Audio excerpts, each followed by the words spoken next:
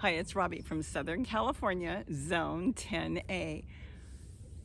I'm going to do this a little differently than I do a lot of my other videos. I'm actually just going to talk about a subject I've been wanting to talk about, and this way I can drop it in my podcast playlist so you can listen to it while you're driving or making dinner or just taking a nap. I want to talk about gardening, especially for beginners, though anybody can listen to this. The reason I want to aim towards beginners is because a lot of you that are first starting, and me too, and my daughter and everybody, the first thing they say is what? Got a black thumb, I can't grow anything, nothing ever works. Usually there's a reason for that.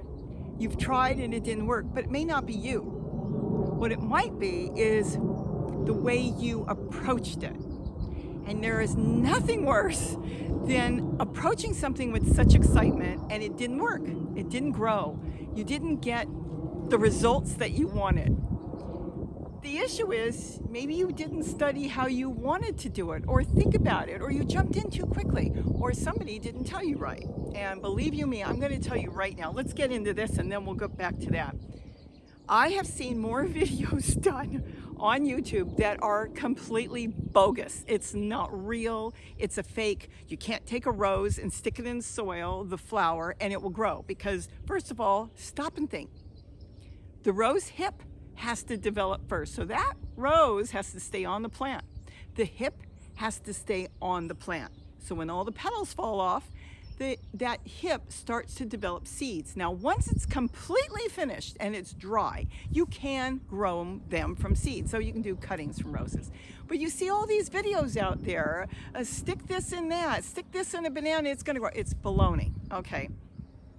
Anytime you see something that looks too unreal, the odds are it's not real. So if you keep that in mind, you'll be off to a good start. Now, going back to beginners. You need the right information. And the first thing you should do is whatever you decide to grow, Google it, get online, go on YouTube and check out a bunch of videos. And make sure they're from people that are really gardening. Not that have a garden channel for entertainment, because there's a lot of entertainment out there. But a garden channel that's going to teach you, somebody that's been doing it, somebody that's had success. And you want to know they have success. Maybe get a book. Look at the back of the seed package if you're going to grow from seeds and see what it says. There's a lot of ways to do it right so you don't get discouraged. I don't want you to get discouraged. So let's pull back from that right now and let's talk about planting. I want you to grow something that's going to grow really good and really fast. Radishes grow really good. Lettuce grows real good if you understand it a little bit. I want you to have success because we all want to be successful when it comes to gardening. If you try to grow something and it just dies, right away you're going to say, I can't do it. It's my area. I can't grow in my area. It won't grow. It won't grow for me. It's not that. The interest has to be there and the feel-good moment has to come along. Let's talk about tomatoes because so many of you right now are going to grow tomatoes, and we'll talk about other fruits and vegetables, or especially vegetables, as time goes on. Let's discuss tomatoes. A lot of us are getting ready to go out and buy tomato plants. Perfect. You can buy them. You can grow them from seed. You can direct sow them in the ground or in your containers, whatever way you want to do it.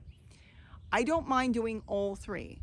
I start them from seed and then put my own little seedlings outside. I also buy the type of tomato that, let's say, the nursery's got that I don't have a seed packet for, and they also put seeds out in my containers. All three of those are perfect. I want you to do all three.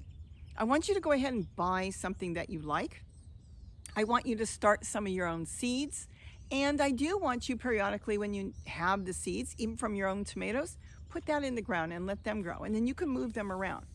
The reason is I want to make sure you've got something. If you go out to the nursery and buy one tomato plant, say, I'm going to grow tomatoes, and put one tomato plant in the pot, and that one tomato doesn't make it for whatever reason, it may not be your fault, it got too much water, it got too little water, a dog came and pulled it out of the pot, something happened to it, it fell over, it fell off a hillside. You're going to say, oh, I tried and it didn't work. Well, that was one plant. So you need to try, I would say at least three. I always say 3. I'm a big person in the 3s. I would like you to do more, but 3. So think about that. You would want to get 3 plants and set them up. Do not plant all your tomatoes in one container. So if you've got an 18-gallon tote, you want to plant tomatoes, try to separate them in some way because they're going to be fighting for nutrients. They get very aggressive when it comes to feeding them. And whether you're feeding them with fertilizer you're buying or like what we do, we make our own plant fertilizer.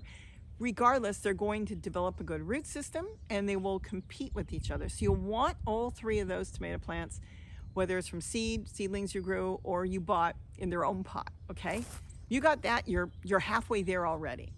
Now, I'll tell you something about tomatoes. If you get a nice tomato plant growing, you can put it in a 1.5 gallon, 2 gallon container and grow a lot of tomatoes. Because what happens is as the plant is growing, it is sending a signal as the roots are growing as, ooh, I don't have a whole lot of room, so I'm not going to grow a massive root system. So let's get the fruit growing so we make sure we can reproduce, develop tomatoes, and drop them all over. So at that point, you could end up with more tomatoes in a smaller container on a lot of varieties than if you had them in the ground and you have full control. So that's a win-win thing, as long as you have 1 plant per container. Now, another thing on tomatoes I want to talk about is the type of tomato. Everybody I know wants to go out there and get a big tomato. They can slice it up, show their friends, throw it on the barbecue, throw it on their sandwich, and that's wonderful. But if you're gardening for the first time and this is your goal, what if it doesn't work out? Now, what could happen? You're going to take care of that plant. You're going to do everything. The problem is that little green tomato has got to get bigger and bigger and bigger and bigger, and it's got to get to the right size. It doesn't get the signal to ripen until it's at the right size. Now, once it gets to that size, it could take 3, 4, 5 weeks sometimes. And you got to think about your zone and where you're growing, how long you've got too. Okay, so now it gets to the right size and maybe you've got 4 or 5 on there, but you got your first one and you're waiting and you're waiting and you're so excited it's turning redder and redder and now it's the right color. Whatever color type you bought, it's ready. You go to pick it and you turn it around and some critter came along, ate half of it from the other side. I had a mockingbird that came and ate half a tomato. It waited for that moment till it got nice and red and then ate half of it. Can you imagine? Well, here's the thing. This could happen to you. And then you've got that one tomato and now you got to wait for another one, another week for the other one to ripen. You could always use the other half if it's still good. Wash it and just cut it off.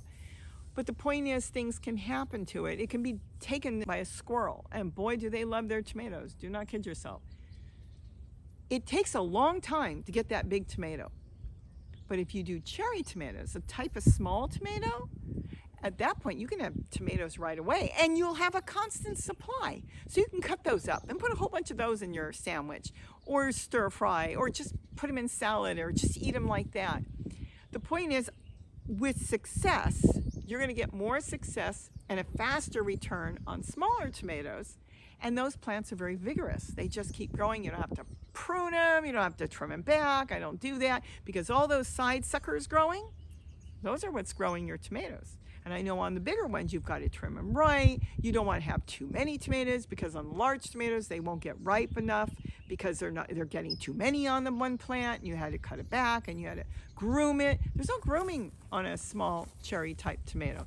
So you want to think about all these little things when you're first getting started. Once you've mastered it, whether it's a year later you've done really good, then you'll understand and you won't be so upset and think that you failed. If you didn't get your first big tomato, something happened to it. But when you're starting and you're a beginner, you want that feeling of success. And that is so important. So when you pick that first little cherry tomato and you pop that in your mouth, and it's so sweet and good, that is success. You're going to get that all through your body going, wow, this was good. And I'm going to keep going. And that's what I want. The whole idea is I want to strive to you how important it is to get success. If you are successful, you will continue to garden. If you set yourself up to lose, I don't like using that word, but you could be setting yourself up to lose because you saw something on the internet that you should be doing and it wasn't right, then you're going to say, no, I'm just going to go to the store and buy one of those zapped tomatoes. and it will never taste the same. And this goes for all the plants. We're going to talk about a lot of different plants. I want you to be set up to get something off of your plant that you grew.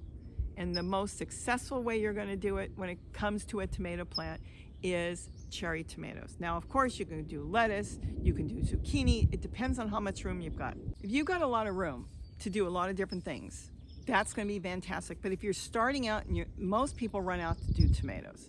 And that's why I'm talking about that. But this pertains to everything as well, all your other vegetable plants too. A lot of times I've gone to a nursery and I've seen a family there with kids. Oh, we're going to grow our first tomato. And I listen to them and hear what they're saying, and I end up putting in my 2 cents. And I'll say, is this your first time? They'll go, oh yeah, we're going to get this great big tomato. It grows to 1.5 pounds, and we're going to cut it up and barbecue with it. And I go, okay, can you do me a favor? What? We're only getting 1 plant. They're only getting 1 plant. Buy 2. Buy the kids a cherry tomato, I tell them. They go, why? They're going to be eating tomatoes a whole lot earlier than you will be waiting for that big one. And in case that big one, something happens to it, your dog gets it, a critter gets it, the plant didn't make it, the tomato fell off for some reason, weather, whatever, you will always have cherry tomatoes. And the point is, you'll learn how to grow tomatoes because it's so easy, and at the same time, you have great success, so you'll continue to do it. And you know, they did it. I've seen it. They'll go and they'll buy a great big one, the one they want to grow that's going to be 1.5 pounds, but they'll buy the cherry. And let me tell you something, I know each and every one of those left with great success having tomatoes, because you want to be able to know that you are going to be successful growing something. You know what I want you to do, since this is the first basic podcast I'm doing here? Tell me what you want me to talk about. Something that you could just listen to when you're driving in the car or making dinner or taking a nap. Maybe I put you to sleep. Tell me what you want to talk about, because I am really striving here to get you to understand, and I want you to try different methods in different ways. Try succession growing. In other words, like I said, plant a tomato plant that you bought in the nursery.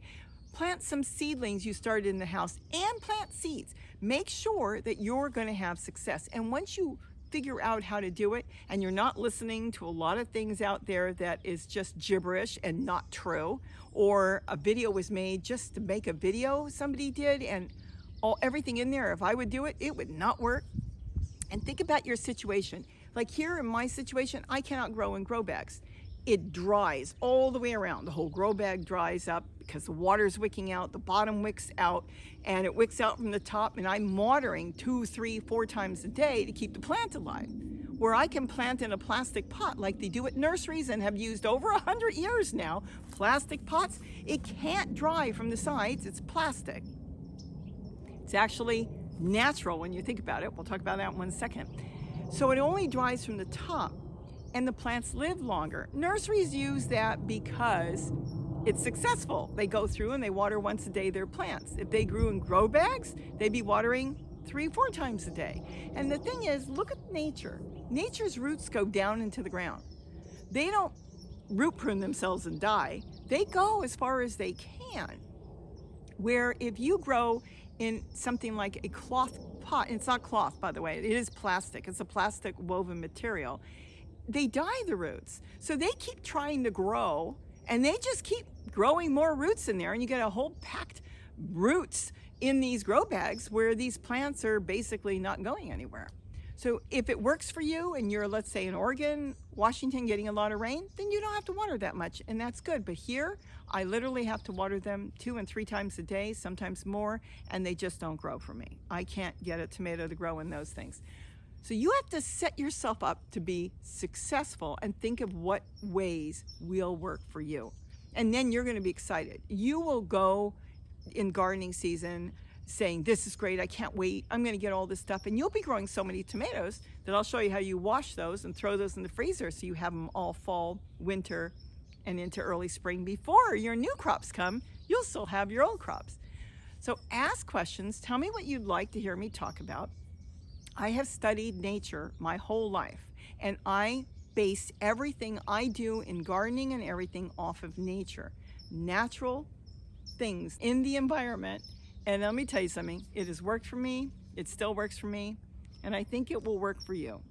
That is not to stop you to try things out of the box. I always say, because you may do something that works and you didn't even expect it, always try things, but set yourself up in the beginning, especially as a beginner, to be successful. Grow some radishes, grow some tomatoes. Keep your tomatoes in their own pots so there's no competition. So this way that one plant can get big, and it doesn't have to be a big pot. Tomatoes do really good in a 1.5 gallon to 2 gallon pot because it sends a signal to the plant telling the plant, hey, there's not a lot of space here for your roots, so let's get going and get that fruit on the top, and it will just load itself up with fruit. There's a lot of tips and tricks, and nature works the same way. Why does a plant fruit?